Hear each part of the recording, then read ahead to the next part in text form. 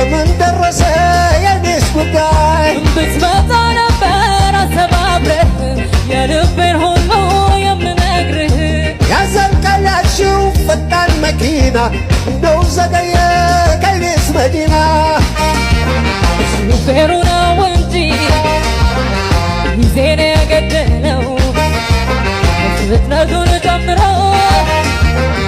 አልጓዝም ያለው አንተ ጋር ለመድረስ መኪናው ፈጣን ነው። እሽ ከተነሳ ወዲህ ለመድረስ ታዲያ ምን ይገዳል ለመመላለስ በእኔ ናፋቂነት ባንቺ መገስገስ በነገ ዛሬን እንደው በተስፋ ምነው